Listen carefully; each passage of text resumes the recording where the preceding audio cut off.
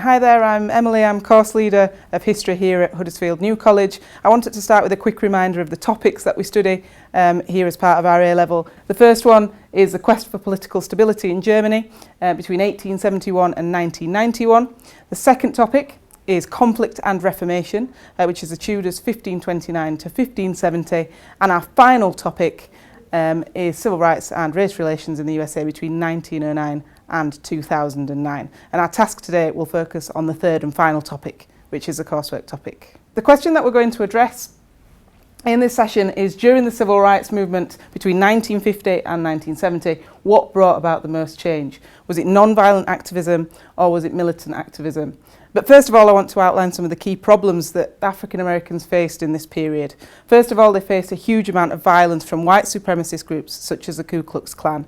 They were also stopped from voting by these organisations, particularly in the southern states. They experienced segregation in education and other facilities, meaning that they didn't have the same facilities as white Americans, and they faced employment discrimination and poor quality housing.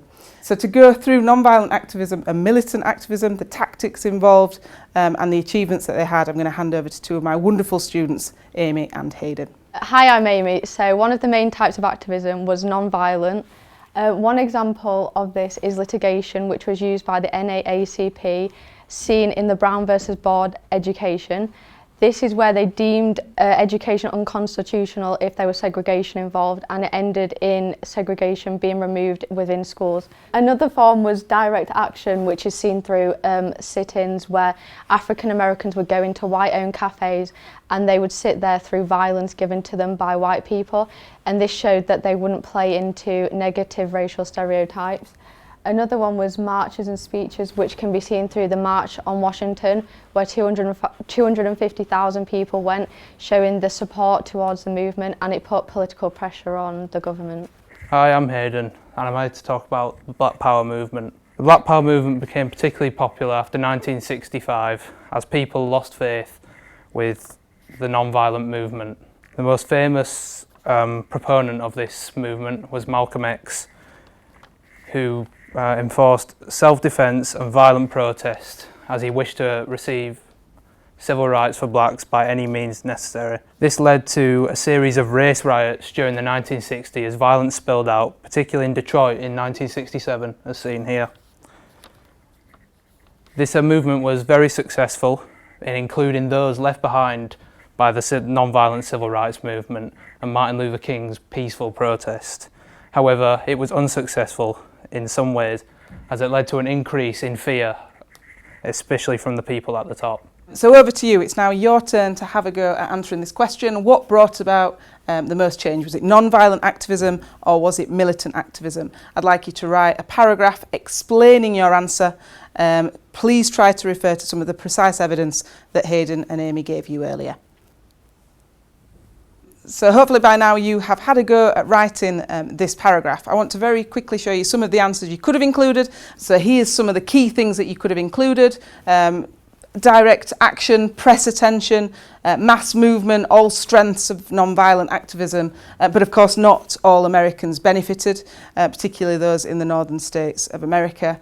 Militant activism was effective because it was culturally significant. It included things like popular culture, music, TV, and therefore was more engaging and inclusive. However, it did cause a backlash politically and forced many governments to try and suppress those movements, which led to a slowing down of the civil rights movement more generally.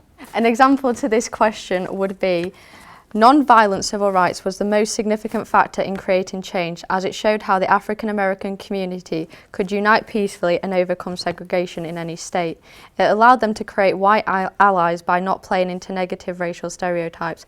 Although this method took resilience and determination, it showed the power of the African American community.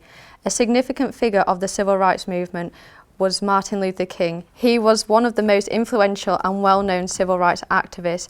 His speeches and protests were significant.